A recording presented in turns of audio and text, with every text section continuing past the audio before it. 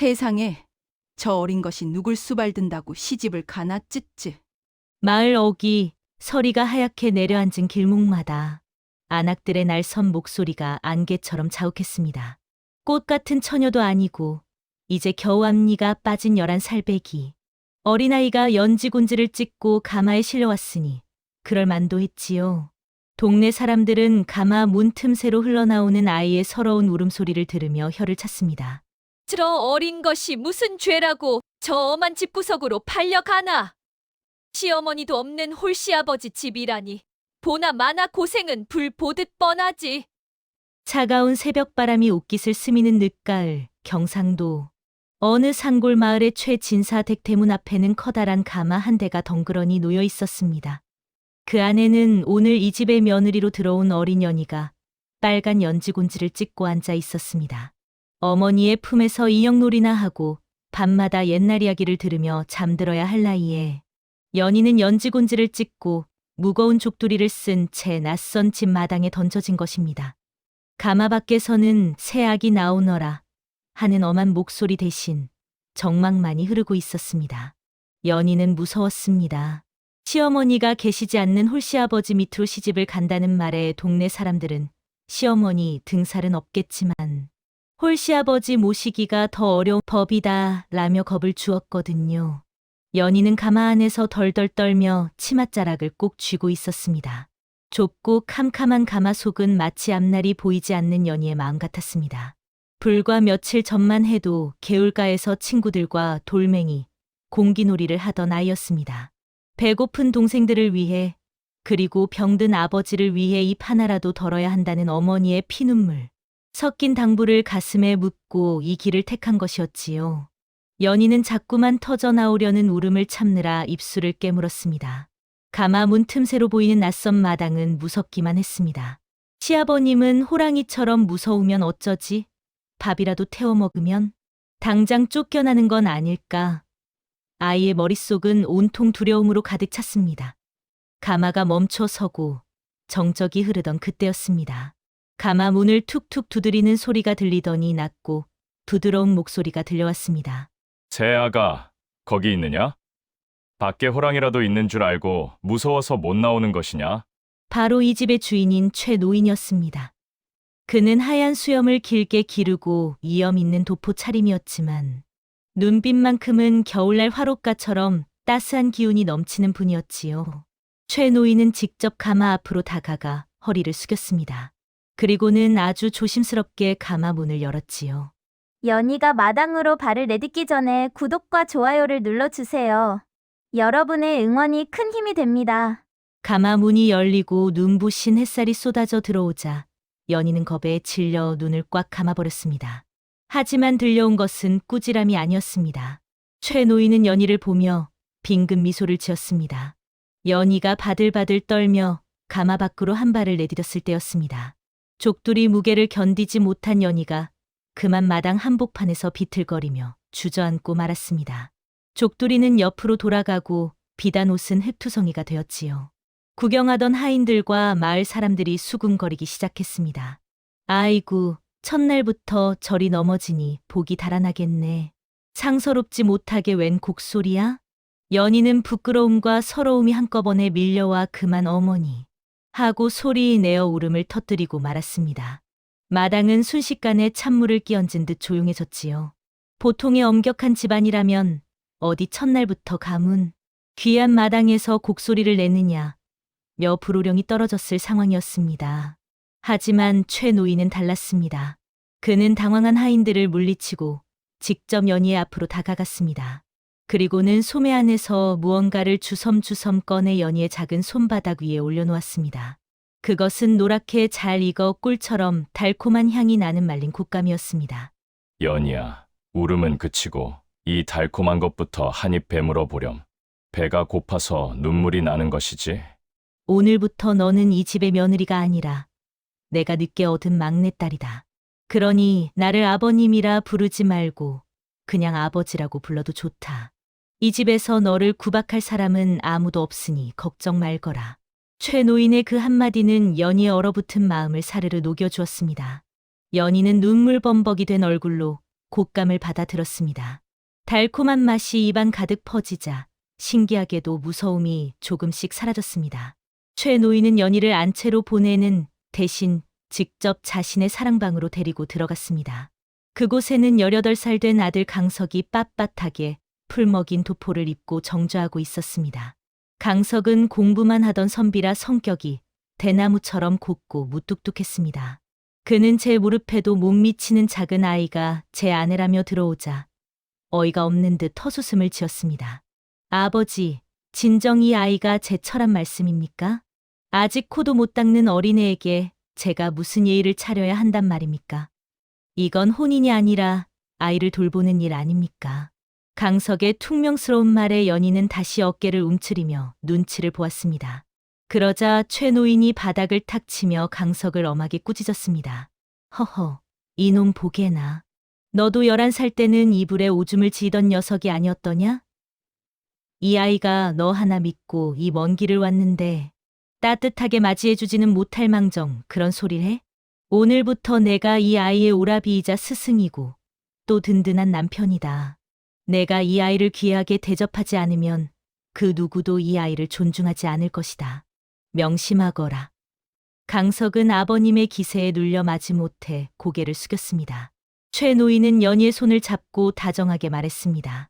연희야, 살림 같은 건 천천히 배워도 된다. 여기선 내가 하고 싶은 놀이도 하고 마당에 핀 꽃 구경도 실컷 하렴. 이 집 담장은 높지 않으니 내가 답답하면 언제든 나에게 말하거라. 알겠느냐? 연희는 시아버지가 건네준 분홍색 꽃신을 가슴에 꼭 안았습니다. 비록 친정어머니의 품은 아니었지만 시아버지의 따뜻한 손길이 엄마의 손처럼 포근하게 느껴졌지요. 연희는 생각했습니다. 이 집은 무서운 곳이 아니구나. 시아버님은 정말 보름달처럼 마음이 넓으신 분이야. 그날 저녁 최 노인은 홀로 마당에 서서 보름달을 보며 세상을 떠난 아내에게 나지막이 속삭였습니다.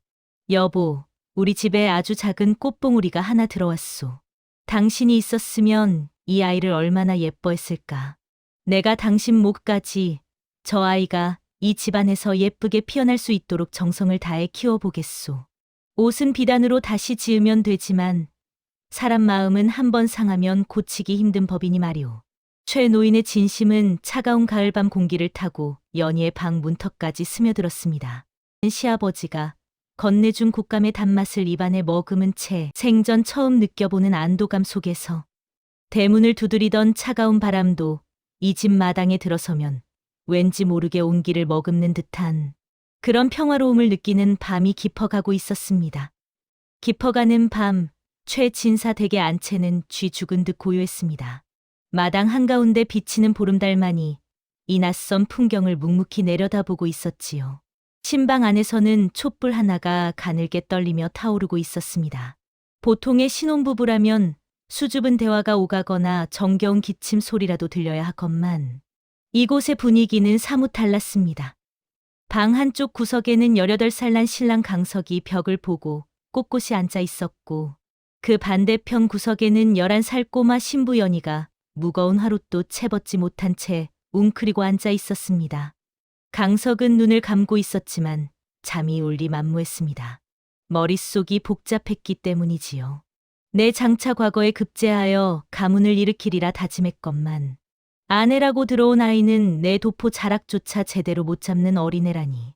강석은 한숨을 내쉬며 곁눈질로 연희를 훔쳐보았습니다. 연희는 이미 졸음과 사투를 벌이고 있었습니다.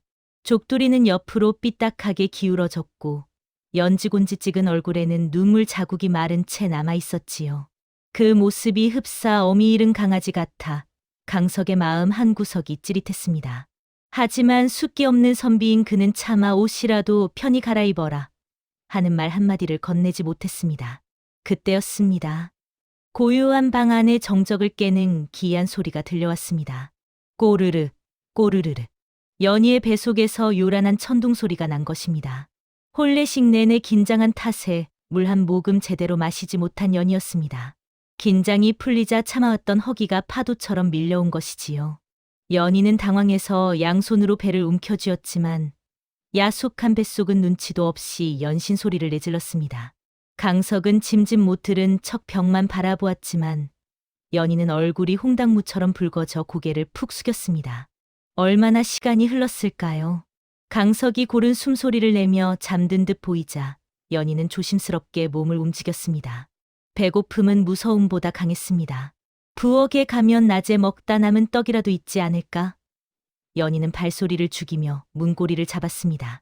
문지방을 넘는 발걸음이 낙엽 밟는 소리조차 낼까 두려워 숨을 멈추고 한 발 한 발 마당으로 나섰습니다. 밤 공기는 차가웠습니다. 연희는 버선발로 차가운 툇마루를 지나 마당을 가로질렀습니다. 장독대 그림자가 괴물처럼 보일 때마다 연희는 눈을 질금 감으며 속으로 엄마 무서워요를 되뇌었습니다. 드디어 부엌문에 다다랐지만 문은 굳게 잠겨 있었습니다. 연희는 문틈으로 코를 들이밀고 냄새를 맡아보았지만 차가운 솥단지 냄새뿐이었지요. 서러움이 다시 몰려왔습니다. 집에 있었으면 엄마가 누룽지라도 긁어주셨을 텐데. 연희는 부엌 문턱에 주저앉아 무릎에 얼굴을 묻었습니다. 그런데 그때 저 멀리 사랑방 쪽에서 은은한 등불 하나가 움직이는 것이 보였습니다. 연희는 깜짝 놀라 근처 큰 항아리 뒤로 몸을 숨겼습니다. 혹시 무서운 시아버님이 깨어나신 걸까? 밤중에 부엌을 기웃거리다 들키면 크게 혼이 날 텐데. 연희는 숨을 죽이고 항아리 뒤에 찰싹 달라붙었습니다. 등불은 천천히 연희가 있는 쪽으로 다가왔습니다. 연희는 눈을 꽉 감고 제발 그냥 지나가 주기만을 빌었습니다. 하지만 발소리는 연희가 숨은 항아리 바로 앞에서 멈추었습니다. 거기 누구냐? 도둑이냐? 아니면 배고픈 생쥐냐? 들려온 목소리는 시아버지가 아니라 신랑 강석이었습니다. 강석은 사실 잠든 척하고 있었던 것이지요. 연희가 방을 나가는 것을 보고 걱정스러운 마음에 등불을 들고 뒤따라온 것입니다. 연희는 기어들어가는 목소리로 대답했습니다. 저 도둑이 아니라요. 배가 너무 고파서요. 항아리 뒤에서 삐죽이 고개를 내민 연희의 족두리가 달빛에 반짝였습니다. 그 모습이 하도 우스우면서도 가련해서 강석은 웃음이 터지려는 것을 꾹 참았습니다. 이리 오너라. 도둑질도 해본 놈이 하는 것이지. 너처럼 겁 많은 도둑이 어디 있느냐. 강석은 앞장서서 사랑방 툇마루 쪽으로 연희를 이끌었습니다. 연희는 신랑의 도포 자락을 조심스레 붙잡고 뒤를 따랐습니다. 그런데 사랑방 툇마루에 다다르자 두 사람 모두 눈이 휘둥그레졌습니다. 그곳에는 작은 소반 하나가 정갈하게 차려져 있었습니다. 소반 위에는 김이 모락모락 나는 군고구마, 새알과 시원한 동치미 한 그릇, 그리고 정성껏 깎아 놓은 밤이 놓여 있었습니다. 그리고 소반 옆에는 시아버지 최 노인의 글씨가 적힌 작은 종이가 놓여 있었지요. 먼 길 오느라 배골았을 새 식구가 있을까 싶어 이 아비가 미리 챙겨두었다. 강석아, 너는 아내를 굶기는 못난 남편이 되지 말거라. 둘이서 나누어 먹고 따뜻하게 밤을 지내려무나. 최 노인은 이미 모든 것을 내다보고 계셨던 것입니다. 연희와 강석은 툇마루에 나란히 앉았습니다. 강석은 무뚝뚝한 손길로 고구마 껍질을 까서 연희에게 건넸습니다. 아버님이 주신 것이니 사양 말고 먹거라. 너 때문에 나까지 밤중에 고구마를 먹게 생겼구나. 강석은 툴툴대면서도 연희가 목이 맬까봐 동치미 그릇을 가까이 밀어주었습니다. 연희는 뜨끈한 고구마를 한 입 크게 베어 물었습니다. 달콤하고 포근한 맛이 온몸으로 퍼져나갔습니다. 아까까지만 해도 무섭게만 보이던 신랑의 얼굴이 등불 아래서 보니 오라버니처럼 듬직해 보였습니다. 강석 또한 고구마를 오물오물 씹어 먹는 연희의 통통한 볼을 보며 묘한 기분이 들었습니다. 그래, 이 아이도 누군가에겐 귀한 딸이었겠지. 연희야, 많이 먹어라. 아버님 말씀대로 우린 이제 한 식구 아니냐. 강석이 처음으로 아내의 이름을 나직하게 불러보았을 때 순간 조용한 방 안에 뿡 하고 기운찬 방귀 소리가 예고도 없이 울려 퍼졌습니다. 당황한 연희가 귀까지 빨개져 고개를 푹 숙이자 억지로 근엄함을 유지하던 강석은 결국 참았던 웃음을 빵 터뜨리며 배를 잡고 툇마루를 굴러버렸지요. 천하의 유생 앞에 이런 당돌한 천둥이 칠 줄이야.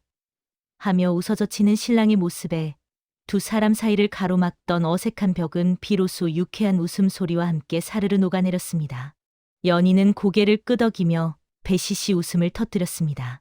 달빛 아래 두 사람의 그림자가 툇마루에 길게 늘어졌습니다. 시아버지가 남긴 고구마에 옮기는 웃음꽃과 함께 차가운 밤 공기를 뚫고 어린 부부의 마음속으로 깊숙이 스며들었습니다. 연희는 더 이상 이 집이 무섭지 않았습니다. 사랑방 문 너머로 들려오는 시아버지의 잔잔한 기침 소리가 마치 괜찮다, 괜찮다 하고 다독여주는 자장가처럼 들려왔습니다. 두 사람은 소반을 깨끗이 비우고 다시 신방으로 향했습니다. 돌아가는 길, 연희는 아까와 달리 가벼운 발걸음으로 신랑의 뒤를 따랐습니다. 방 안으로 돌아온 연희는 시아버지가 선물해준 꽃신을 머리맡에 가지런히 놓아두었습니다. 강석은 이제 벽을 보고 눕는 대신 연희가 이불을 잘 덮었는지 슬며시 확인하고는 자리에 누웠습니다. 창호지 너머로 비치는 달빛은 여전히 밝았고 최진사 댁의 첫날 밤은 그렇게 시아버지의 깊은 배려 속에서 고요하고 따뜻하게 깊어갔습니다. 마당에 서 있는 감나무 가지가 바람에 살랑이며 소리를 냈습니다. 그 소리는 마치 어린 부부의 앞날을 축복하는 속삭임 같기도 했고 홀로 깨어 이 모든 소리를 듣고 계실 최 노인의 인자한 미소 같기도 했습니다. 밤은 깊었지만 이 집안에는 이제껏 알지 못했던 새로운 인연의 온기가 등불처럼 은은하게 피어오르고 있었습니다. 연희는 잠결에 시아버지가 건네주던 곶감의 단맛과 방금 먹은 고구마의 따뜻함을 동시에 떠올렸습니다. 꿈속에서 연희는 친정어머니와 시아버지가 나란히 앉아 자신을 보며 웃고 있는 모습을 보았습니다. 낯선 집에서의 첫날 밤, 연희는 그렇게 한 가족이 된다는 것의 의미를 아주 조금씩 가슴으로 배우며 깊은 잠에 빠져들었습니다. 낙엽이 다 지고 어느덧 찬바람이 옷깃을 여미게 하는 초겨울로 접어들 무렵이었습니다. 최진사 댁의 어린 복덩이 연희가 이 집에 들어온 지도 벌써 달포가 지났지요. 처음엔 밤마다 고향집 어머니 생각에 베개싯을 적시던 아이도 이제는 제법 마당의 장독대 위치를 익히고 집안 어른들의 식성도 한두 가지씩 알아가고 있었습니다. 하지만 11살 아이에게 양반과 안주인의 살림이란 여전히 넘기 힘든 높은 고개와 같았습니다. 시어머니가 계시지 않는 집안이라 살림을 가르쳐줄 이가 마땅치 않았는데 지혜로운 최 노인은 종들을 시켜 억지로 가르치기보다 연희가 스스로 마음을 낼 때까지 묵묵히 기다려 주었습니다. 그러던 어느 날 연희는 마음속으로 큰 결심을 하나 했습니다. 나도 이제 이 집의 며느리인데 맨날 얻어먹고 놀기만 해서야 되겠나. 서방님 도포라도 깨끗이 빨아서 깜짝 놀라게 해드려야지. 사실 연희는 신랑 강석이 무뚝뚝하게 굴어도 속으로는 그를 무척이나 의지하고 있었습니다. 특히 강석이 고을 선비들의 모임에 나갈 때 입는 그 하얀 비단 도포는 연희가 보기에도 참으로 근사했지요. 그 도포는 강석이 가장 아끼는 옷이자 일찍 돌아가신 시어머니가 아들을 위해 밤잠을 설쳐가며 직접 바느질해 주신 유일한 유품이기도 했습니다. 햇살이 유난히 좋던 오후, 연희는 드디어 행동에 나섰습니다. 어머니가 집에서 빨래하던 기억을 더듬으며 연희는 커다란 가마솥에 물을 가득 붓고 장작불을 지폈습니다. 보글보글 물이 끓으면 잿물을 넣고 푹 삶아야 때가 쏙 빠진다고 하셨지. 연희는 고사리 같은 손으로 메운 연기를 참아가며 불을 지폈습니다. 이윽고 물이 끓어오르자 연희는 신랑의 소중한 비단 도포를 가마솥 안에 툭 던져 넣었습니다. 하지만 앞불싸 무지가 화근이었습니다. 비단은 찬물에 조심조심 주물러 빨아야 하는 섬세한 옷감인데 강한 잿물과 펄펄 끓는 물에 들어갔으니 어찌 되었겠습니까? 가마솥 안에서 치익하는 소리와 함께 하얗던 비단이 순식간에 누렇게 변하기 시작했습니다. 그것도 모자라 부드럽던 옷감이 엉겨붙으며 여기저기 구멍이 숭숭 뚫리고 말았습니다. 연희는 당황해서 막대기로 도포를 건져 올렸지만 이미 도포는 옷이라고 부르기 민망할 정도로 쪼그라들고 망가져 있었습니다. 아이고, 이를 어째. 도포가 왜 이리 작아졌지. 구멍은 또 왜 난 거야. 연희는 사태의 심각성을 깨닫고 그 자리에 주저앉아 버렸습니다. 손으로 구멍 난 곳을 가려보려 했지만 가리면 가릴수록 비단결은 힘없이 바스러졌습니다. 연희의 눈에서 달동 같은 눈물이 뚝뚝 떨어져 젖은 도포 위로 번졌습니다. 서방님이 돌아가신 어머니 옷이라고 그렇게 아끼셨는데 나는 정말 바보야. 그때였습니다. 외출 나갔던 강석이 대문을 열고 들어왔습니다. 마당 한가운데서 연기가 나고 연희가 울고 있는 모습을 본 강석은 직감적으로 무언가 잘못되었음을 느꼈습니다. 그리고 연희의 손에 들린 누더기가 된 옷감을 본 순간 강석의 이성이 툭 끊어지고 말았습니다. 이게 지금 무엇이냐? 내가 지금 내 도포를 이렇게 만든 것이냐? 강석의 목소리가 평소보다 몇 배는 더 컸습니다. 이 옷이 어떤 옷인지 내가 정녕 몰라서 이러느냐? 돌아가신 어머니께서 마지막으로 남겨주신 소중한 유품이란 말이다. 살림을 모르면 가만히나 있지. 왜 남의 물건에 손을 대서 이 모양을 만들어 놓느냐 말이다. 강석의 불호령의 연희는 온몸을 벌벌 떨며 흐느꼈습니다. 잘해보려고. 깨끗하게 해드리고 싶어서 그랬는데. 흑흑, 죄송해요. 서방님. 독 한 마리 연희의 가슴에 비수처럼 꽂히던 그때 안방 문이 드르륵 열리더니 최 노인이 천천히 걸어 나왔습니다. 평소 인자하던 최 노인의 얼굴이 오늘따라 무척이나 엄격해 보였지요. 강석은 아버지가 연희를 꾸짖으러 나오신 줄 알고 기세를 높였습니다. 아버님, 보십시오. 연희가 제 어머니의 도포를 이렇게 망쳐놓았습니다. 도저히 그냥 넘어갈 일이 아닙니다. 그런데 최 노인의 입에서 나온 말은 전혀 뜻밖이었습니다. 강석아, 내 이놈. 내가 지금 누구더러 큰 소리를 치는 것이냐? 최 노인은 오히려 아들을 향해 호통을 쳤습니다.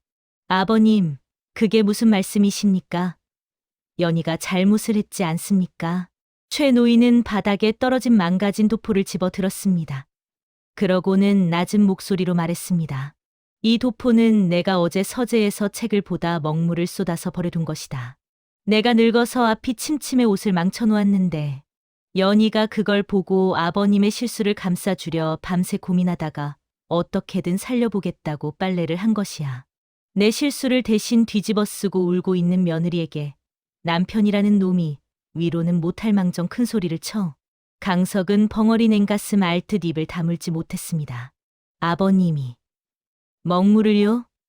최 노인은 아들의 말을 자르며 연희에게 다가가 손을 내밀었습니다. 연희야, 이 못난 시아버지를 용서해다오. 내가 옷을 버려놓아 너를 이렇게 고생시켰구나. 어서 일어나거라. 내 마음이 비단보다 더 고운데 옷 따위가 무슨 상관이겠느냐. 사실 최 노인이 먹물을 쏟았다는 것은 새빨간 거짓말이었습니다. 그는 사랑방 창틈으로 며느리가 고생하는 것을 다 지켜보고 있었고 아들의 폭언에 상처 입을 며느리를 위해 기꺼이 자신의 허물로 돌린 것이지요. 연희는 시아버지의 거짓말이 자신을 지키기 위한 것임을 눈치채고 더 크게 오열했습니다.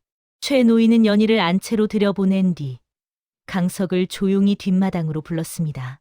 강석아, 너는 아직 멀었구나. 죽은 이의 유품은 소중히 여기면서 살아있는 내 아내의 마음은 어찌 그리 쉽게 짓밟느냐. 옷은 비단 한 필이면 다시 지을 수 있지만 사람의 마음은 한번 찢어지면 천금으로도 기워낼 수 없는 법이다.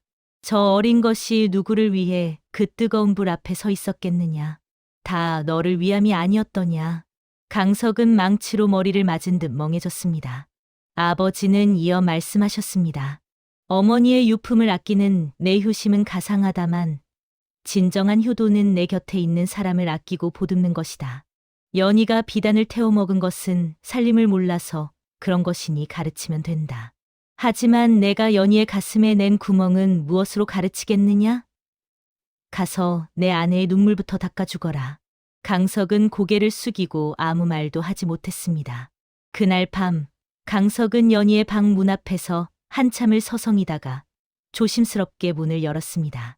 연희는 울다 지쳐 잠이 들어 있었고 그 옆에는 아까 망가진 도포 조각이 꼭 쥐어져 있었습니다. 강석은 아내의 작은 손을 보며 깊은 반성을 했습니다. 내가 정말 모질었구나. 아버님의 말씀이 100번 옳다. 다음 날 아침 최 노인은 연희와 강석을 불러 마당 한편에 솥을 걸게 했습니다. 자, 연희야. 오늘은 아비가 빨래하는 법을 가르쳐 주마. 비단은 이렇게 찬물에 살살 아기 다루듯 빨아야 한단다. 시아버지가 직접 소매를 걷어붙이고 빨래 시범을 보이자 연희의 얼굴에도 다시 웃음꽃이 피어났습니다. 강석도 옆에서 물을 길어다 주며 슬그머니 연희의 눈치를 보았지요. 비단 도포 소동은 그렇게 최 노인의 너른 지혜 속에서 가족의 정을 더 단단하게 만드는 계기가 되었습니다. 망가진 도포는 사라졌지만 그 자리에 대신 들어앉은 것은 서로에 대한 미안함과 고마움이었습니다. 연희는 이제 빨래를 할 때마다 시아버지의 가르침을 떠올리며 옷감뿐만 아니라 사람의 마음도 정성스럽게 다루는 법을 배워갔습니다. 마당에 널린 하얀 빨래들이 겨울 햇살을 받아 눈부시게 빛나고 있었습니다. 그 풍경을 바라보며 연희는 처음으로 이 집의 안주인이 되고 싶다는 진심 어린 소망을 품었습니다. 시아버지가 쳐주신 따뜻한 울타리 안에서 어린 소녀의 마음은 비단보다 더 단단하고 곱게 여물어가고 있었습니다. 찬 바람 속에서도 최진사 댁 마당에는 사람 사는 냄새와 온기가 가득했습니다. 마을 어귀의 살구꽃이 분홍빛 구름처럼 흐드러지게 피어나던 어느 따사로운 봄날이었습니다. 최진사 댁 뒷산에서는 뻐꾸기가 정겹게 울어대고 담장 밑에는 노란 민들레가 고개를 내미는 그저 가만히 있어도 콧노래가 절로 나오는 그런 날이었지요. 11살 꼬마 신부 연희는 이제 이 집의 문턱이 제 집 문턱 마냥 익숙해졌는지 마당에 널린 봄볕을 따라 강아지처럼 이리저리 뛰어다니며 봄 기운을 만끽하고 있었습니다. 그러던 정오 무렵 이웃집에 사는 복순이네가 급한 걸음으로 살인문을 들어섰습니다. 고을 잔치에 일손을 도우러 가야 하는데 이제 겨우 돌이 지난 아기를 맡길 곳이 없어 발을 동동 구르고 있었던 것이지요. 아이고 최 어르신, 염치 불고하고 찾아왔습니다. 딱 반나절만 이 어린 것을 봐줄 사람이 없을까요? 우리 그이가 다리를 다쳐서 애를 볼 형편이 안 되니 이를 어쩌면 좋답니까? 복순이네의 하소연에 사랑방에서 서책을 읽던 최 노인이 고개를 내밀었습니다. 그때 마당에서 나비 뒤를 쫓던 연희가 눈을 반짝이며 달려왔습니다. 아버님, 제가 돌볼게요. 저도 이제 이 집의 며느리인데 아기 하나 못 보겠어요? 저 아기 정말 좋아해요. 연희의 야무진 제안에 최 노인은 허허 웃음을 터뜨렸습니다. 사실 연희 자신도 누군가의 보살핌을 받아야 할 어린 나이였지만 시아버지의 넘치는 사랑을 받다 보니 이제는 자신도 누군가에게 그 사랑을 나누어 주고 싶은 대견한 마음이 생긴 모양이었습니다. 최 노인은 복순이네에게 고개를 끄덕였습니다. 우리 새 아기가 저리 장담을 하니 한번 믿어보시게. 아기도 꽃과 같아서 정성을 다하면 웃어주는 법이라네. 그렇게 해서 연희의 일일 어머니 생활이 시작되었습니다. 연희는 아기를 포대기에 감싸 안고는 세상을 다 얻은 듯한 표정을 지었습니다. 하지만 건너방 툇마루에서 이 광경을 지켜보던 신랑 강석은 못마땅한 듯 혀를 찼지요. 제 앞가림도 못해서 아침마다 머리 빗겨달라고 조르는 아이가 누굴 돌본다는 건지. 동네 시끄럽게 울리기나 하지 않으면 다행이겠구나. 강석은 짐짓 무관심한 척 서책에 눈을 박았지만 은근히 걱정스러운지 자꾸만 눈길이 마당으로 향했습니다. 처음 한두 시간은 참으로 평화로웠습니다. 연희는 아기에게 까르르 웃음을 지어 보이고 마당에 핀 꽃잎을 따다가 아기 손에 쥐어주기도 했습니다. 아기가 연희의 손가락을 꽉 쥐고 베넷짓을 하며 방긋 웃을 때면 연희는 가슴이 벅차올라 어쩔 줄을 몰랐지요. 거봐, 나도 할 수 있잖아. 서방님께 내가 얼마나 든든한 아내인지 꼭 보여드리고 말 거야. 연희는 속으로 기분 좋은 상상을 하며 아기의 솜털 같은 머리를 쓰다듬었습니다.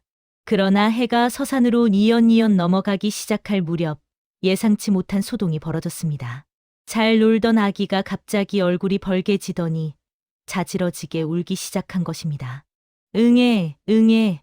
골목 끝까지 들릴 정도로 커다란 울음소리에 연희는 당황해서 머릿속이 하얘졌습니다. 아기야, 왜 그러니? 배가 고파. 아니면 무서운 꿈을 꿨어. 연희는 아기를 안고 마당을 뱅뱅 돌았지만 아기의 울음은 그칠 줄을 몰랐습니다. 기저귀가 축축한가 싶어 서툰 솜씨로 옷을 들추다 보니 아기의 연약한 살결이 쓸렸는지 울음소리는 더욱 거세졌지요. 연희는 당황함과 미안함에 눈물이 핑 돌았습니다. 아기야, 제발 울지 마. 언니가 미안해. 내가 어떻게 해줄까? 연희가 울먹이며 아기를 어르던 그때 공부에 방해된다며 참다 못한 강석이 벌떡 일어나 툇마루로 나왔습니다. 내 이럴 줄 알았다. 동네 사람들 다 듣겠구나. 아기가 저렇게 우는데 어찌할 바를 몰라 허둥대기만 하니 이게 무슨 망신이냐. 너는 어찌 매번 내 생각만 하고 일을 벌여서 주변 사람을 힘들게 하느냐. 강석의 서슬퍼런 꾸지람은 연희의 여린 가슴에 대못을 박았습니다. 연희는 아기를 안은 채 마당 구석으로 뒷걸음질 치며 흐느꼈습니다. 잘해보려고 한 건데 나는 왜 이렇게 잘하는 게 하나도 없을까. 연희가 서러움에 겨워 고개를 숙이고 있을 때 방 안에서 조용히 상황을 지켜보던 최 노인이 신발도 제대로 신지 않은 채 버선발로 툇마루를 내려왔습니다. 최 노인의 얼굴은 평소보다 훨씬 엄중했습니다. 그는 노발대발하는 아들 강석의 앞을 가로막으며 천둥 같은 소리로 호통을 쳤습니다. 강석아, 내 이놈.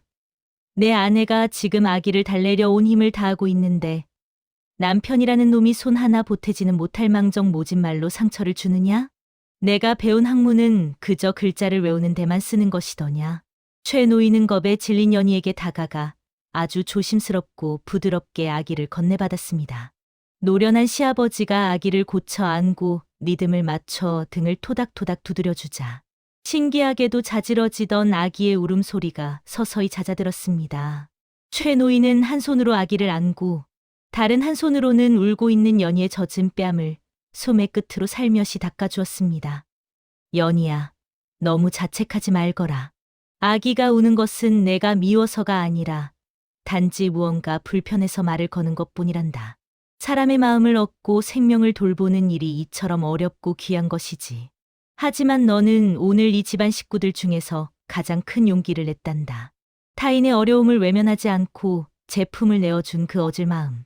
그것이야말로 이 아비가 너에게 가장 바랐던 덕목이란다. 살림하는 기술은 천천히 배우면 되지만 남을 가엾게 여기는 그 고운 심성은 타고나지 않으면 가질 수 없는 보물이란다. 최 노인은 이어 고개를 숙이고 있는 아들 강석을 매섭게 쳐다보았습니다. 강석아, 너도 똑똑히 보아라. 내가 장차 벼슬길에 올라 백성을 돌보는 관리가 된다면 백성이 굶주려 오는 소리를 들었을 때 너는 어찌할 것이냐? 시끄럽다고 호통을 칠 것이냐? 아니면 내 아내처럼 같이 울면서라도 그 고통을 나누려 할 것이냐? 백성이 울면 왜 우는지 살피고 그 눈물을 닦아주는 것이 내가 공부하는 진짜 이유다. 오늘 내 아내는 글공부 100번보다 더 귀한 사람의 도리를 몸소 보여주었다. 너는 지식만 높을 뿐 마음 그릇은 내 어린 아내보다 한참 작구나. 강석은 아버님의 말씀에 얼굴이 화끈거려 고개를 들 수 없었습니다.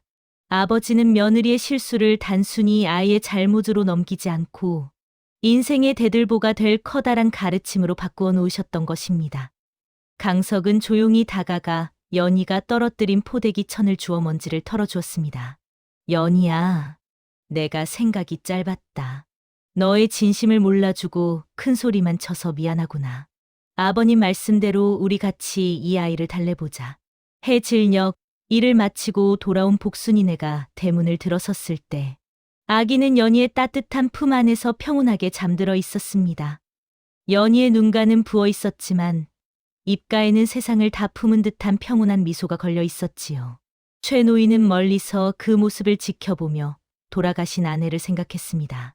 여보, 우리 며느리가 참으로 큰 나무가 될 모양이오. 당신도 보고 있다면 기뻐했겠지. 그날 밤 최 노인은 연희를 위해 직접 깎아 만든 작은 나무 인형을 머리맡에 놓아주었습니다. 연희는 이제 시아버지가 단순한 어른을 넘어 자신을 진정한 인간으로 성장시켜 주는 빛과 같은 존재임을 마음 깊이 느꼈습니다. 강석 또한 아내를 바라보는 눈빛에 이전과는 다른 깊은 배려와 애정을 담기 시작했지요. 마당의 살구꽃 향기가 달빛을 받아 은은하게 퍼지던 참으로 따뜻하고 아름다운 봄밤이었습니다.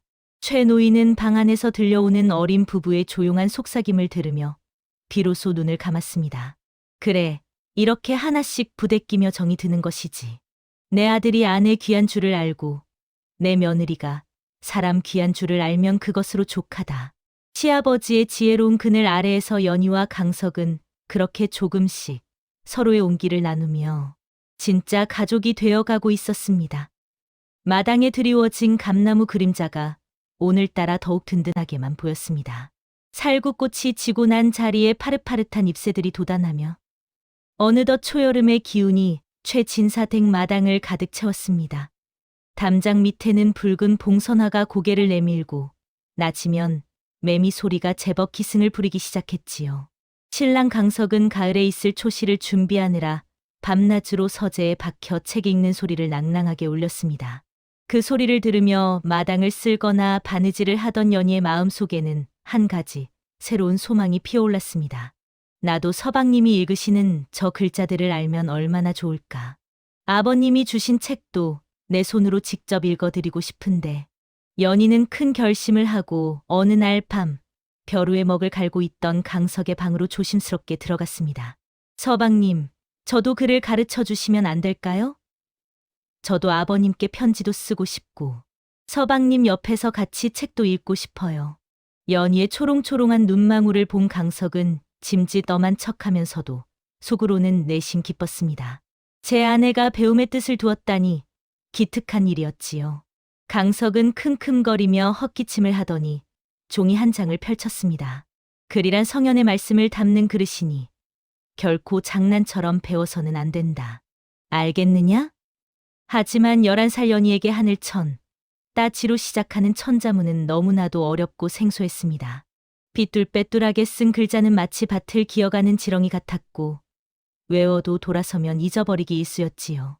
강석은 처음에는 차근차근 가르쳐 주었으나 같은 글자를 수십 번씩 틀리는 연희를 보며 점점 참을성이 바닥나기 시작했습니다. 아니, 어제 가르쳐준 아버지 부자를 어찌 또 잊느냐. 이래서야 언제 성현의 돌을 깨우치겠어. 강석의 목소리가 점차 높아지자 연희는 주눅이 들어붙을 쥔 손을 바들바들 떨었습니다. 사건은 며칠 뒤 무더운 밤에 터지고 말았습니다. 강석은 연희가 숙제로 써온 글자들을 보더니 그만 버럭 소리를 지르고 말았습니다. 이건 글자가 아니라 낙서로구나. 공부하기 싫으면 차라리 나가서 놀기나 하거라. 내가 이리도 미련해서야 장차 사대부가의 안주인 노릇을 어찌하겠단 말이냐. 미련하다는 그 한마디는 연희의 가슴에 깊은 상처를 남겼습니다. 연희는 참았던 눈물을 뚝 떨어뜨리며 붓을 내려놓았습니다. 서방님은 제가 그렇게 미련해 보이세요? 저는 그저 서방님께 칭찬받고 싶어서 밤새 쓴 건데. 연희는 소매로 눈물을 훔치며 방을 뛰쳐나갔습니다. 방에 홀로 남은 강석은 아차 싶었지만 젊은 선비의 알량한 자존심의 연희를 붙잡지 못했습니다. 연희는 어두운 마당 한 구석에 앉아 달빛을 보며 친정어머니 생각에 엉엉 울었습니다. 나는 이 집에 어울리지 않는 사람인가 봐.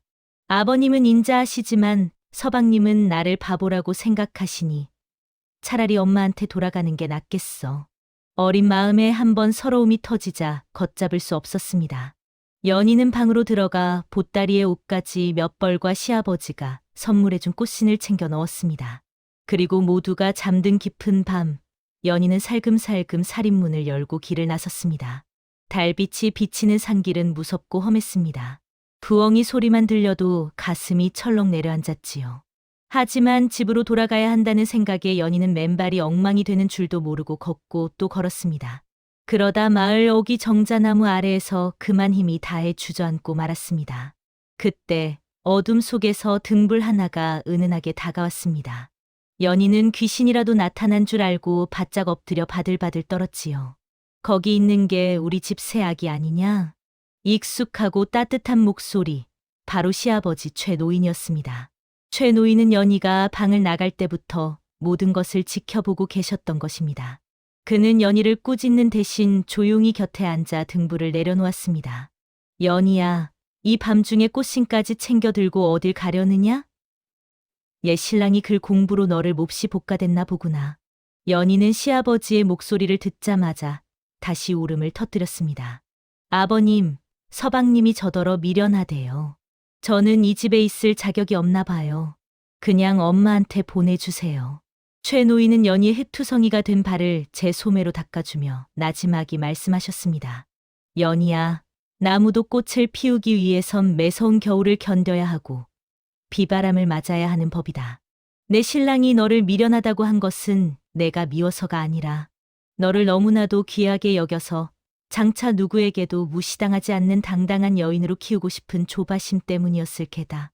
다만 그 마음을 표현하는 방법이 아직 서툴러서 너의 고운 마음을 아프게 했구나. 최 노인은 품 안에서 따뜻한 주먹밥 하나를 꺼내 연희에게 건넸습니다.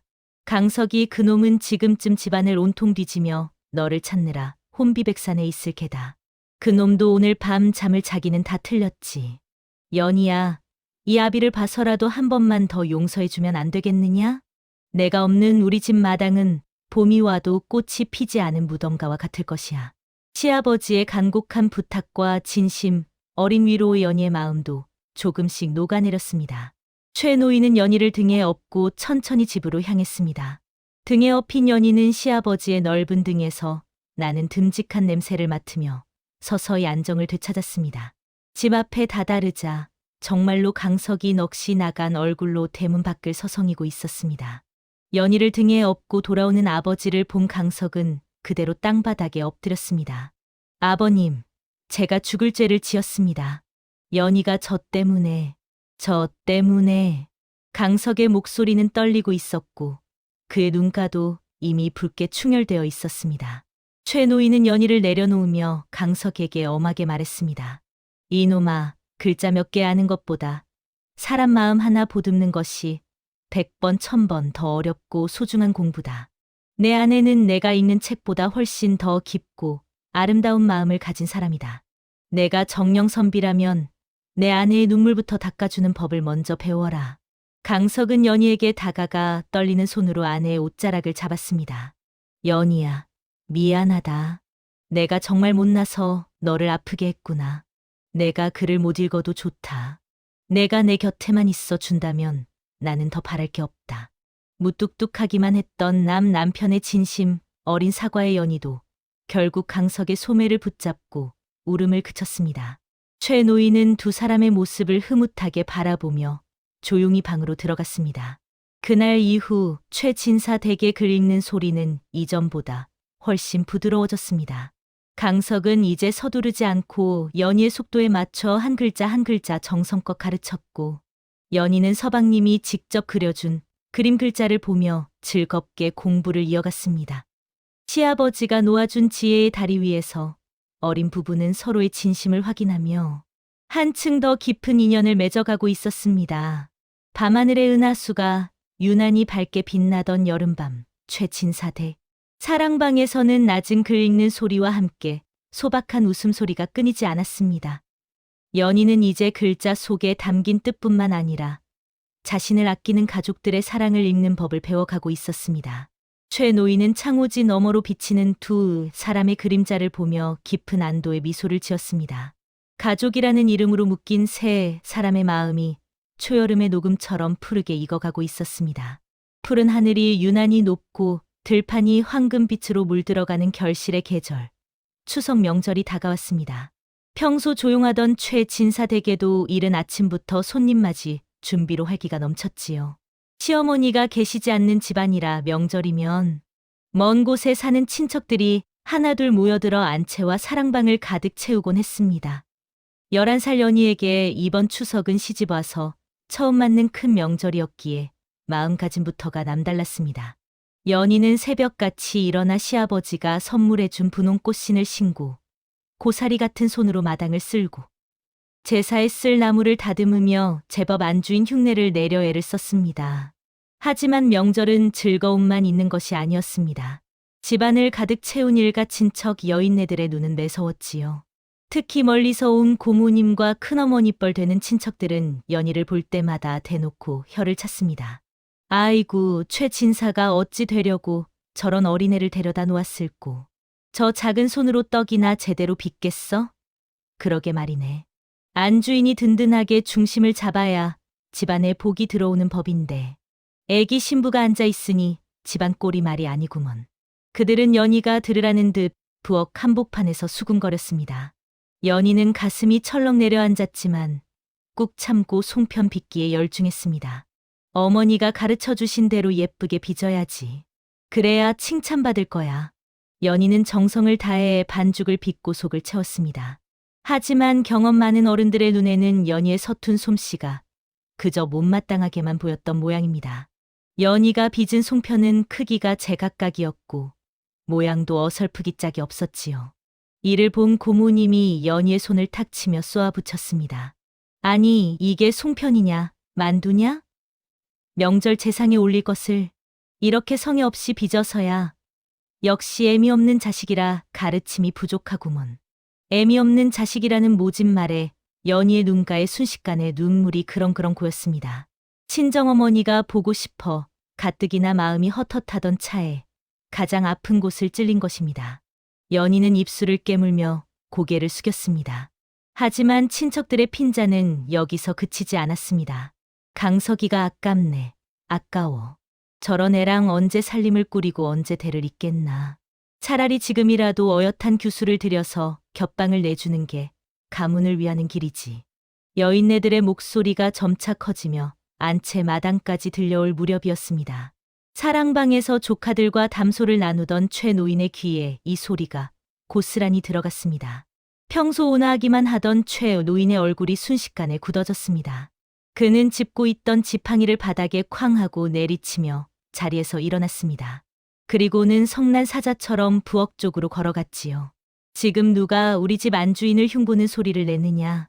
최 노인의 천둥 같은 호통 소리에 부엌 안은 찬물을 끼얹은 듯 정막이 흘렀습니다. 당황한 고모님과 친척들이 서둘러 밖으로 나왔습니다. 아니, 오라버님.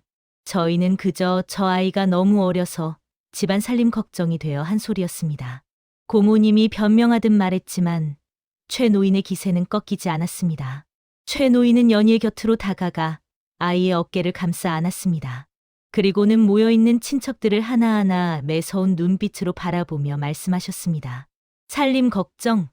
너희가 언제부터 우리 집 살림에 그리 관심이 많았더냐? 저 아이는 11살 어린 나이에 제 부모 곁을 떠나 이 낯선 집에 와서 내 아침상을 챙기고 내 잠자리를 살피는 기특한 아이다. 너희가 명절이라고 찾아와 편히 쉬고 먹는 이 음식들도 저 아이가 고사리 손으로 정성을 다해 준비한 것임을 모른단 말이냐. 최 노인은 바닥에 떨어진 연희의 서툰 송편 하나를 집어들었습니다. 모양이 투박하다고 흉을 보느냐? 내 눈에는 세상 그 어떤 명장의 솜씨보다 아름답게 보인다. 여기엔 이 늙은 시아버지를 생각하는 며느리의 진심이 담겨 있기 때문이다. 너희는 겉모양만 보고 사람을 평가하지만 나는 이 아이의 중심을 본다. 이 아이는 우리 최 씨 가문의 든든한 기둥이자 장차 이 집안을 일으킬 보배다. 만일 다시 한번 내 며느리를 함부로 대하거나 애미 없는 자식 따위의 막말을 입에 올리는 자가 있다면 내 오늘 당장 이 집에서 내쫓을 것이니 그리 알라.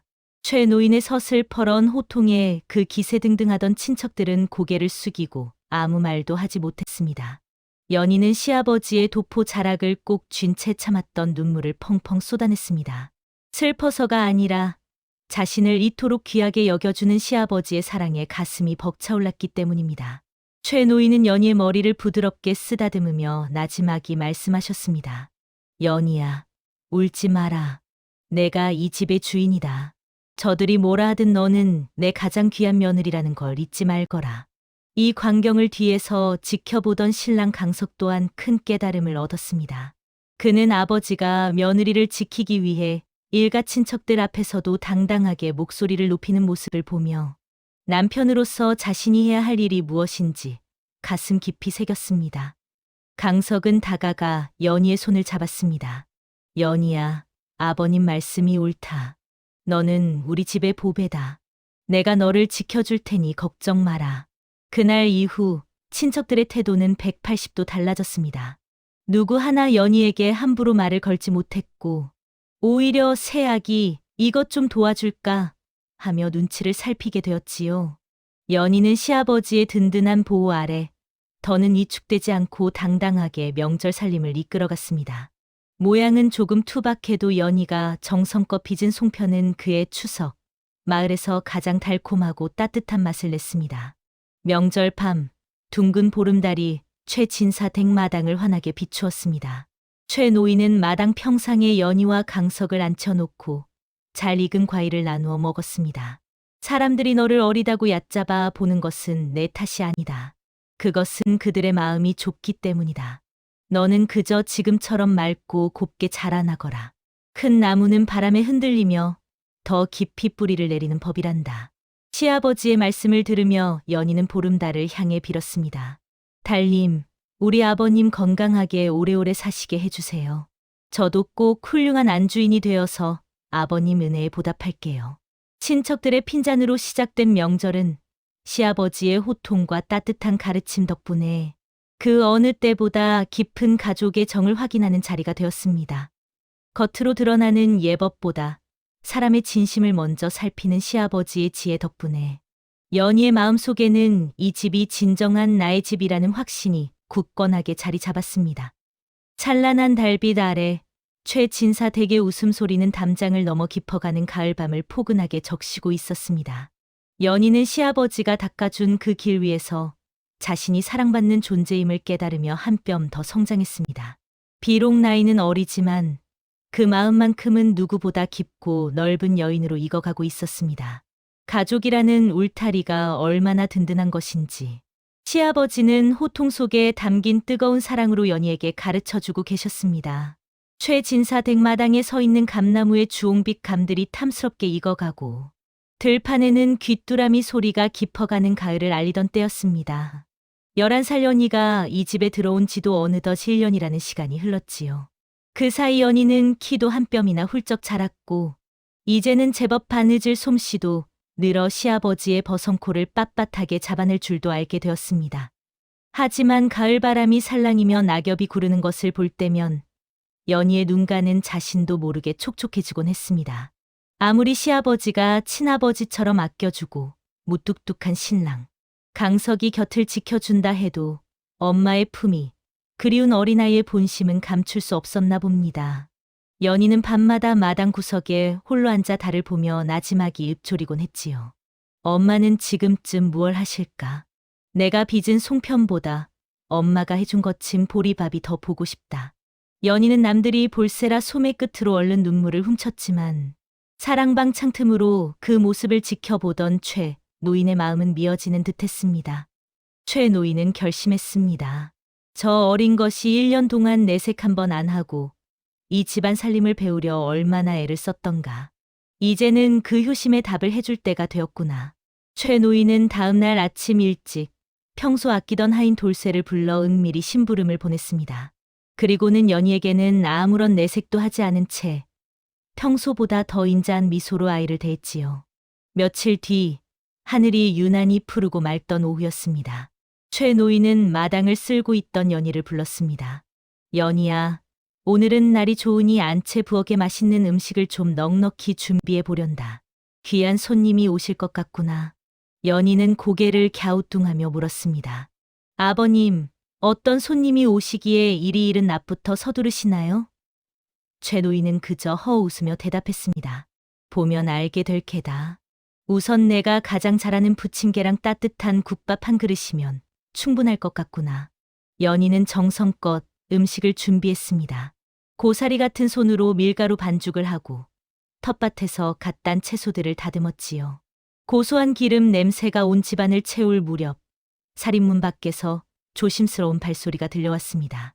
연희는 부엌 창문 너머로 밖을 내다보았습니다. 거기에는 낡은 무명 치마를 입고 머리에 보따리를 잇 낯익은 여인이 서 있었습니다. 연희는 손에 들고 있던 뒤집개를 바닥에 툭 떨어뜨리고 말았습니다. 엄마? 꿈인지 생시인지 분간이 가지 않아 연희는 눈을 비비고 또 비볐습니다. 살인문 앞에 서 있던 여인은 1년 전 가마에 오르는 딸을 보며 피눈물을 흘리던 연희의 친정어머니였습니다.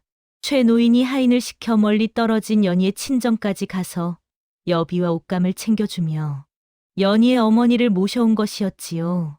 연희는 버선발로 마당을 가로질러 달려나갔습니다. 엄마, 진짜 엄마야.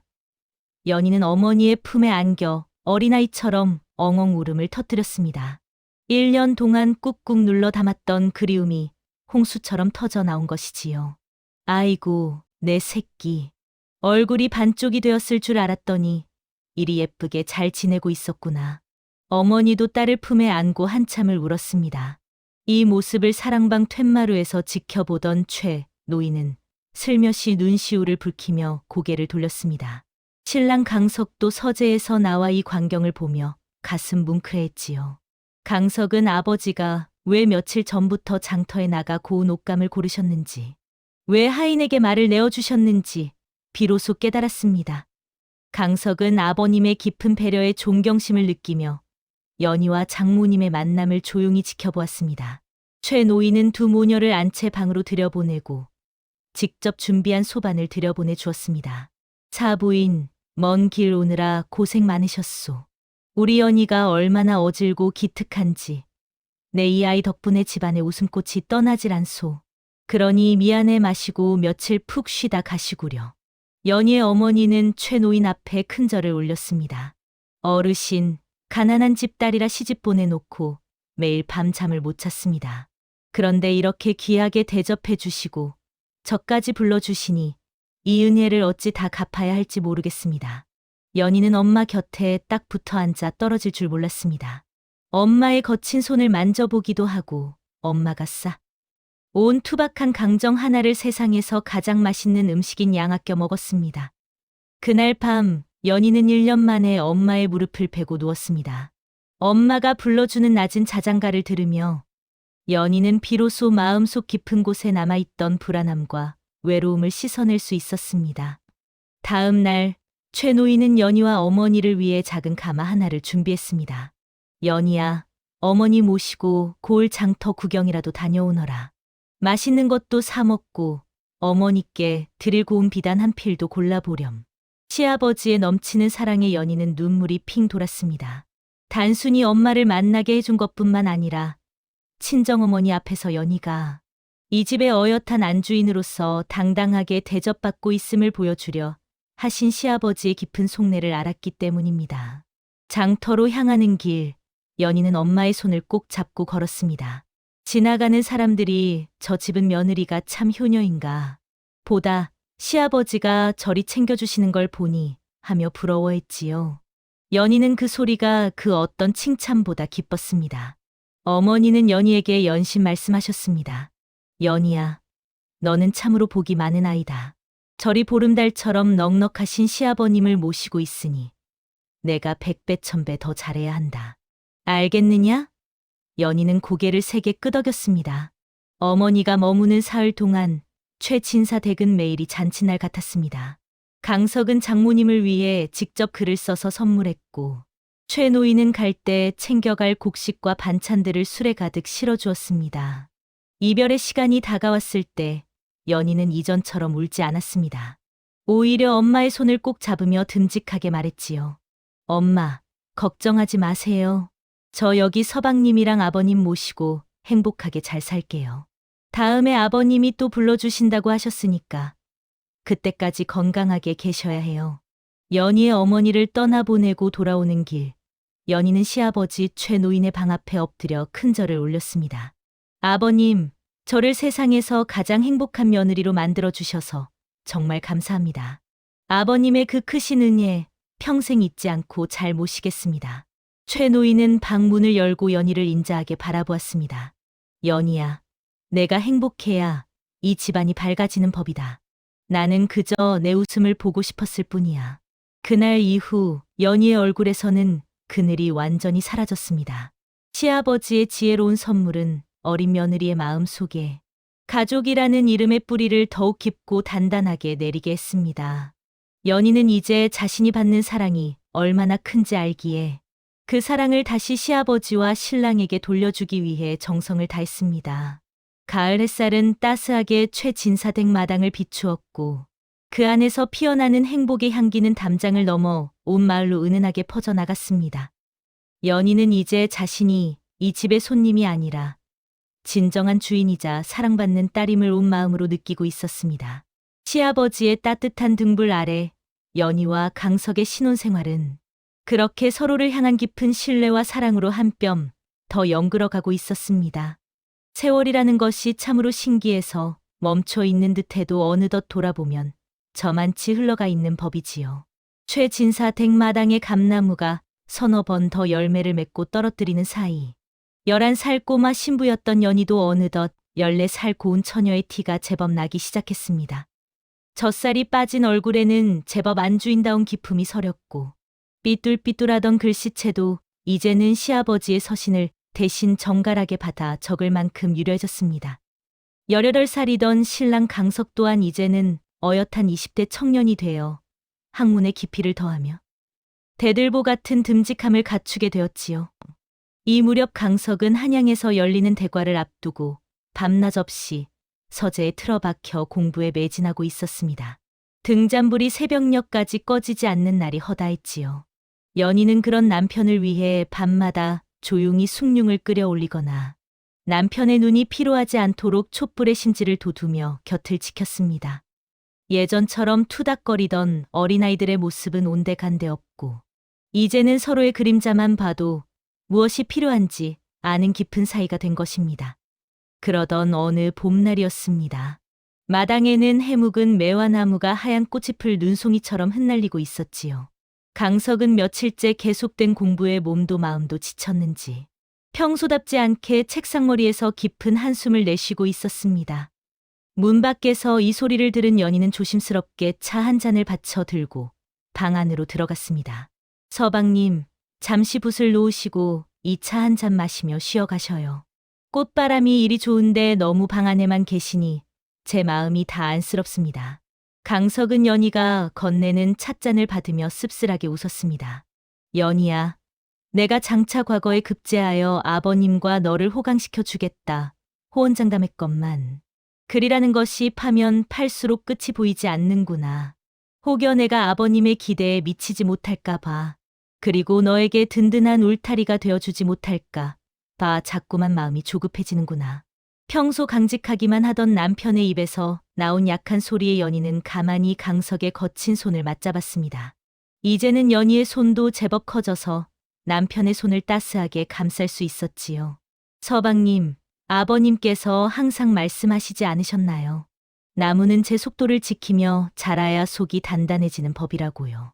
서방님은 이미 저에게 세상에서 가장 크고 든든한 나무이십니다. 과거 급제보다 소중한 것은 서방님의 건강이고 우리 가족이 이렇게 마주 보며 웃는 시간입니다. 그러니 너무 무거운 짐을 홀로 지려 하지 마셔요. 연희의 진심 어린 위로에 강석의 눈시울이 붉어졌습니다. 예전에는 그저 돌봐줘야 할 어린 동생 같던 아내가 어느덧 자신의 영혼을 다독여주는 진정한 동반자가 되어 있었던 것이지요. 이 두 사람의 대화를 문 밖에서 조용히 듣고 있던 최 노인은 흐뭇한 미소를 지으며 마당으로 내려왔습니다. 최 노인은 두 사람을 불러 매화나무 아래 평상에 앉혔습니다. 강석아, 연희야, 오늘같이 좋은 날에 공부가 무엇이 중요하겠느냐. 이 아비가 너희에게 보여줄 것이 하나 있다. 최 노인은 방 안에서 낡은 보따리 하나를 꺼내왔습니다. 그 안에는 오래된 비단 수건과 옷가락지 하나가 들어 있었지요. 최 노인은 그것을 연희의 손에 쥐어주며 나지막이 말씀하셨습니다. 이것은 내 시어머니가 살아생전 가장 아끼던 물건이다. 내가 가난한 선비 시절 고생만 하던 아내에게 내 손으로 처음 사주었던 것이지. 아내는 이것을 보물처럼 여기며 죽는 순간까지 내 손을 잡고 당신을 만난 것이 제 생애의 가장 큰 복이었습니다라고 말해주었단다. 최 노인의 눈에 아슬한 그리움이 스쳤습니다. 나는 너희 부부가 장차 고대광실 기와집에서 사는 것보다 이 옷가락지처럼 변치 않는 마음으로 서로를 아끼며 살기를 바란다. 강석아, 내가 한양으로 떠나기 전에 꼭 일러두고 싶구나. 내 아내는 내가 잘 나갈 때 박수 쳐주는 사람이 아니라 내가 지치고 쓰러질 때 가장 먼저 손을 내밀어 줄 사람이다. 그러니 학문보다 먼저 내 곁에 사람을 사랑하는 법을 잊지 말거라. 최 노인의 가르침은 봄바람을 타고 두 사람의 가슴 속에 깊이 박혔습니다. 강석은 연희를 바라보며 다짐했습니다. 연희야, 아버님 말씀 가슴에 새기겠다. 내 너를 정식 아내로 맞이하던 그 첫날 밤의 서먹함을 잊지 않고 평생 너를 꽃처럼 귀하게 여기며 살겠노라. 연희 또한 남편의 눈을 마주하며 화답했지요. 저 또한 서방님이 어느 자리에 계시든 항상 이 자리에서 따뜻한 등불이 되어 기다리겠습니다. 흩날리는 매화꽃이 발에서 두 사람은 서로의 마음을 다시 한번 확인했습니다.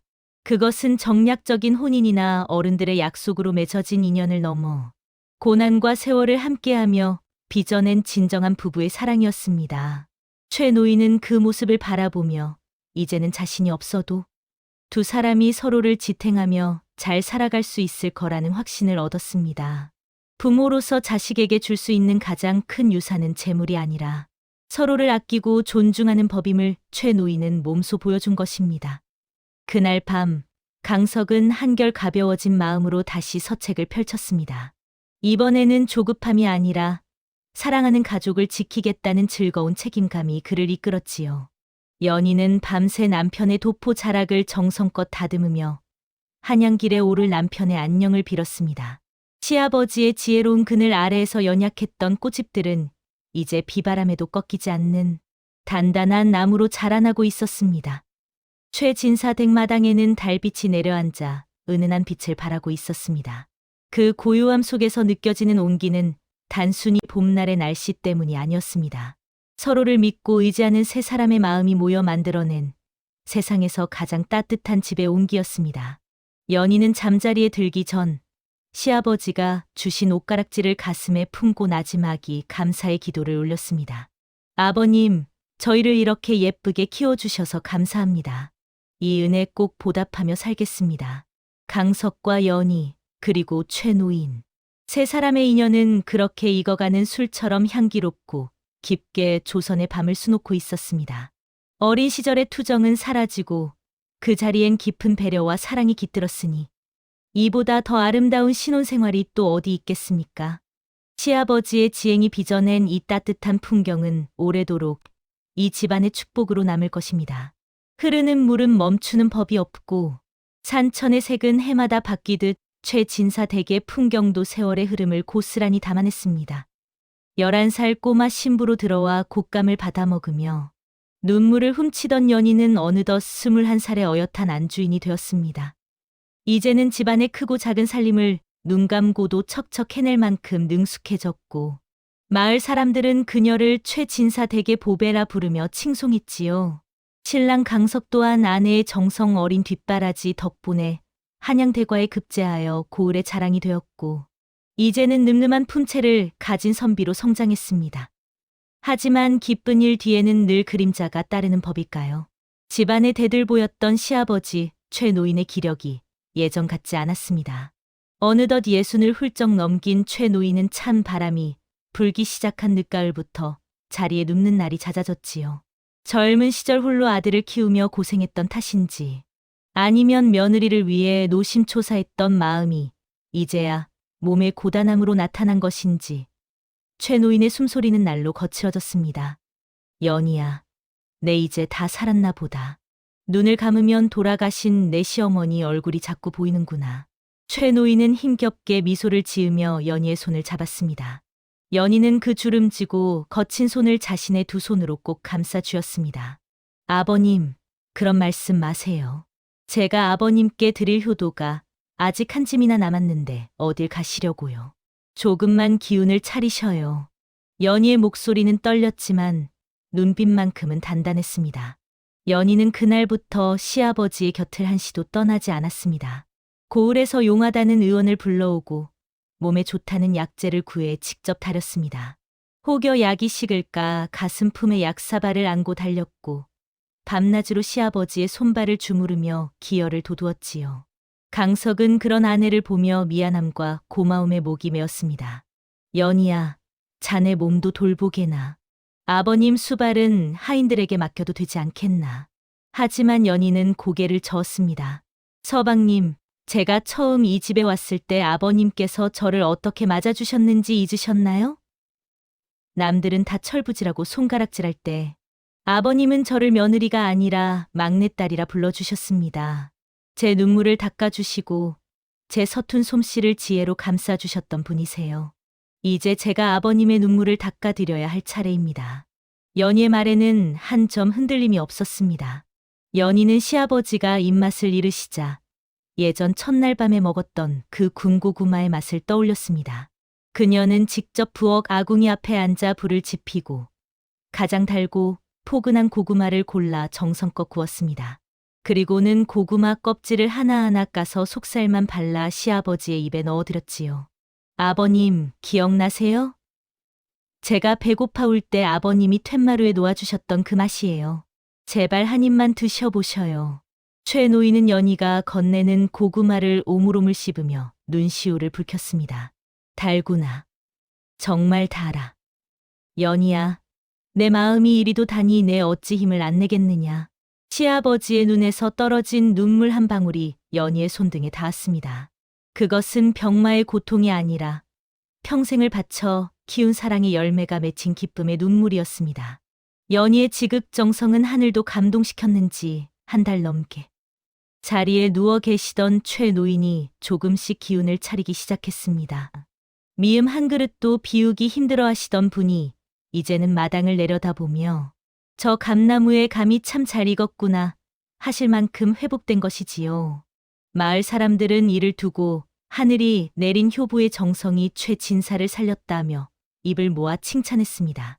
강석은 회복된 아버지를 모시고 마당으로 나왔습니다. 연희는 시아버지가 좋아하시는 따뜻한 차를 우려 올렸지요. 최 노인은 두 사람의 손을 겹쳐 잡게 했습니다. 강석아, 너는 참으로 복이 많은 놈이다. 내가 준 것보다 수만 배 더 큰 사랑을 내 아내에게 받았구나. 연희야, 고맙다. 정말 고마워. 내가 우리 집에 온 것은 이 늙은이 생애 최고의 행운이었다. 연희는 시아버지의 무릎에 머리를 기댔습니다. 11살 소녀였던 그때처럼 최 노인의 손길은 여전히 따뜻하고 인자했습니다. 아버님, 저를 버리지 않고 키워주셔서 제가 이렇게 행복한 여인이 될 수 있었습니다. 앞으로도 오래오래 저희 곁에 계셔주셔야 해요. 최 노인은 허허 웃으며 연희의 머리를 쓰다듬었습니다. 비바람이 몰아치고 추운 겨울이 와도 뿌리가 깊은 나무는 쓰러지지 않는 법입니다. 최 노인이 연희에게 심어준 사랑의 뿌리는 이제 거대한 숲이 되어 이 집안을 든든하게 지켜주고 있었습니다. 연희는 이제 단순히 살림을 잘하는 안악이 아니라 가족의 영혼을 치유하고 하나로 묶어주는 집안의 진정한 등불이 되었습니다. 시아버지가 병상에서 일어난 그날 저녁, 최 진사댁 마당에는 유난히 밝은 달이 떴습니다. 세 사람은 나란히 앉아 달빛을 받으며 도란도란 이야기를 나누었습니다. 지난 10여 년의 세월이 주마등처럼 스쳐 지나갔지요. 가마 타고 오던 날의 울음소리, 잿물에 빨았던 도포 조각, 마을 사람들의 수군거림. 그 모든 시련은 이제 웃으며 이야기할 수 있는 추억이 되었습니다. 강석은 아내의 옆모습을 바라보며 깊은 존경심을 느꼈습니다. 학문을 통해 얻은 지혜보다 아내의 삶을 통해 배운 사랑과 헌신이 훨씬 더 고귀하다는 것을 그는 깨달았습니다. 연희는 이제 더는 엄마를 찾으며 울지 않습니다. 자신을 지켜준 시아버지를 위해, 그리고 자신이 지켜야 할 남편과 이 가문을 위해 당당히 선 한 명의 여인이 되어 있었습니다. 최 노인은 밤 공기가 차다며 자신의 겉옷을 벗어 연희의 어깨에 덮어주었습니다. 연희야, 이제 내가 이 집의 주인이다. 나는 그저 내가 차려주는 따뜻한 밥 먹으며 이 평화를 누리는 것만으로도 충분하단다. 시아버지의 말에 연희는 그 어느 때보다 환한 미소를 지어 보였습니다. 최 진사 댁의 담장은 여전히 낮았고 그 낮은 담장 너머로 흘러나오는 온기는 온 마을을 훈훈하게 적셨습니다. 피 한 방울 섞이지 않은 타인이 만나 진정한 부녀가 되고 진정한 부부가 되어가는 이 아름다운 이야기는 이제 내 결실을 향해 달려가고 있었습니다. 가족이란 이름으로 맺어진 이들의 인연은 조선에 깊어가는 밤하늘 아래에서 보석처럼 빛나고 있었습니다. 어느덧 밤이 깊어 최 노인이 방으로 들어간 뒤에도 연희와 강석은 한참 동안 마당에 남아 서로의 손을 놓지 않았습니다. 시아버지가 가르쳐준 사람을 사랑하는 법이 이들의 삶 속에서 어떻게 꽃피고 열매 맺는지 두 사람은 무언의 약속을 나누고 있었던 것입니다. 세상 그 어떤 보물보다 값진 진정한 가족의 의미가 최 진사댁 마당의 보름달처럼 가득 차오르고 있었습니다. 강산이 한번 변한다는 10년의 세월이 흐르고 최 진사댁 마당의 감나무도 이제는 고목의 자태를 뽐내며 해마다 주홍빛 열매를 풍성하게 맺고 있었습니다. 11살, 곶감 하나의 울음을 그치던 꼬마 신부. 연희는 어느덧 22살에 다나하고 기품 있는 안주인이 되었습니다. 이제는 마을 사람들 누구도 그녀를 어린 신부라 부르지 않았습니다. 대신 최진사댁 안주인처럼 어질고 현숙한 여인은 없다는 칭송이 잦아있지요. 한양에서 관직을 맡아 나라시를 보던 남편 강석 또한 아내의 지혜로운 내조 덕분에 고을 사람들의 존경을 받는 훌륭한 선비로 우뚝 섰습니다. 오늘은 최진사 댁에 아주 특별한 경사가 있는 날입니다. 바로 집안의 큰 어른인 최노인의 60번째 생신인 환갑날이었지요. 60이라는 나이는 예로부터 장수를 축하하며 온 마을이 함께 기뻐하는 큰 잔치였습니다. 이른 아침부터 연희는 직접 앞치마를 두르고 부엌을 진두지휘했습니다. 남들에게 맡겨도 될 법한 일이지만 시아버지의 생신상만큼은 제 손으로 정성을 다해 차려드리고 싶은 며느리의 진심 때문이었지요. 연희는 시아버지가 가장 좋아하시는 정갈한 나물과 고기 요리, 그리고 10년 전 그 첫날 밤의 추억이 담긴 군고구마처럼 달콤하고 부드러운 다식들을 소반 가득 채웠습니다. 부엌에서 일하는 하인들이 입을 모아 말했습니다. 마님, 이제 좀 쉬셔요. 저희가 다 알아서 할 텐데 어찌 이리 고생을 하십니까? 연희는 땀을 닦으며 환하게 웃었습니다. 고생이라니요. 아버님께서 저를 딸처럼 키워주신 세월을 생각하면 이 상은 100번을 차려드려도 부족한걸요.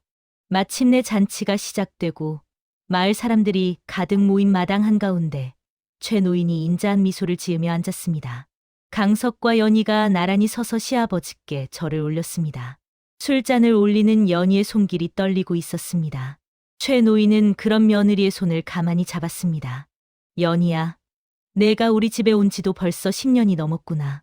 그 작았던 아이가 이제는 이 큰 집안을 다스리는 안주인이 되었으니 나는 이제 죽어도 여한이 없다. 최 노인의 목소리는 낮았지만 힘이 있었습니다. 잔치에 참석한 사람들은 시아버지와 며느리의 애틋한 모습을 보며 코끝이 찡해졌습니다. 최 진사님은 참으로 복도 많으시지. 저런 며느리를 어디서 구하셨을꼬. 다 최 진사님이 어린 며느리를 사랑으로 키우신 덕 아니겠나. 뿌린 대로 거두는 법이지. 동네 사람들의 수군거림 속에는 시기 대신 깊은 존경이 담겨 있었습니다. 강석이 아버지를 향해 술잔을 올리며 말했습니다. 아버지, 제가 어린 시절 철없이 아내를 구박할 때마다 저를 꾸짖어 주신 덕분에 제가 사람 구실을 하게 되었습니다. 아버지의 지혜가 아니었다면 저희 부부는 지금 이 행복을 알지 못했을 것입니다. 강석의 진심 어린 말에 최 노인은 허허 웃으며 아들의 어깨를 다독였습니다. 강석아, 너를 가르친 것은 내가 아니라 내 아내의 인내심이었다. 아내는 남편을 닮는 것이 아니라 남편이 아내를 닮아갈 때 집안이 평화로워지는 법이란다. 이때 연희가 조심스럽게 최 노인의 귀에 대고 속삭였습니다. 아버님, 실은 오늘 아버님께 드릴 가장 큰 선물이 하나 더 있습니다. 최 노인이 눈을 동그랗게 뜨고 묻자 연희는 수줍게 자신의 배를 어루만졌습니다. 조금 전 의원님이 다녀가셨는데 아버님을 쏙 닮은 손주가 생겼다고 합니다. 그 소식에 잔치 마당은 순식간에 환호성으로 가득 찼습니다. 최 노인은 기쁨에 겨워 허허허, 이보다 더 좋은 선물이 어디 있겠느냐 하며 크게 웃었습니다. 10년 전 어머니를 잃고 홀로 아들을 키우며 쓸쓸했던 이 집에 어린 며느리가 들어와 온기를 불어넣고 이제는 새로운 생명까지 싹 키우게 된 것입니다. 이것이야말로 최 노인이 그토록 바라던 진정한 가족의 완성이었습니다. 잔치가 끝나고 달이 높이 뜬 밤, 세 사람은 예전처럼 매화나무 아래 평상에 앉았습니다. 최 노인은 며느리 연희와 아들 강석의 손을 하나로 모아 쥐었습니다. 얘들아, 내가 너희에게 가르쳐준 것은 거창한 예법이나 학문이 아니었다. 그저 사람이 사람을 아끼고 부족한 점을 서로 채워주며 살라는 소박한 이치였지. 너희가 그 이치를 잊지 않고 살아주니 참으로 고맙구나. 연희는 시아버지의 손등에 고개를 묻었습니다. 10년 전 낯선 집 마당에서 곶감을 건네봤던 그 어린 소녀의 마음으로 돌아간 듯했습니다. 시아버지는 단순히 남편의 아버지가 아니라 상처받은 아이의 마음을 치료해주고 세상을 살아갈 용기를 준 스승이자 진짜 아버지였습니다. 연희는 다짐했습니다. 곧 태어날 아이에게도 시아버지가 보여주었던 그 따뜻한 지혜와 무조건적인 사랑을 그대로 전해주겠노라고 말이지요. 최진사 댁의 등불은 밤이 깊어도 꺼질 줄 몰랐습니다. 그 등불은 단순히 어둠을 밝히는 빛이 아니라 사랑과 이해로 일구어낸 가족의 온기였습니다. 시아버지의 지혜로운 사랑이 어린 며느리를 키우고 그 며느리가 다시 집안을 일으켜 세운 이 이야기는 오래도록 마을 사람들의 입을 통해 전설처럼 내려올 것입니다. 비단옷보다 마음의 결이 더 고운 며느리와 그 마음을 알아본 달빛 같은 시아버지. 이들의 인연은 조선의 깊은 밤을 가장 아름답게 수놓은 한 폭의 그림과 같았습니다. 가족이란 피로만 이어지는 것이 아니라 서로의 눈물을 닦아주고 실수조차 사랑으로 덮어줄 때 비로소 완성된다는 것을 최진사 댁 세 사람은 우리에게 소리 없이 전해주고 있었습니다. 오늘 이야기에 마음에 울림이 있으셨는지요? 구독과 좋아요로 소중한 인연이 이어졌으면 합니다. 여러분의 따뜻한 마음에 가슴 뭉클한 사연으로 정성껏 보답하겠습니다. 지금 어느 지역에서 함께하고 계신지 편하게 댓글로 말씀 주시면 감사한 마음 담아 반갑게 인사 올리겠습니다.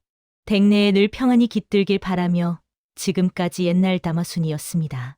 감사합니다.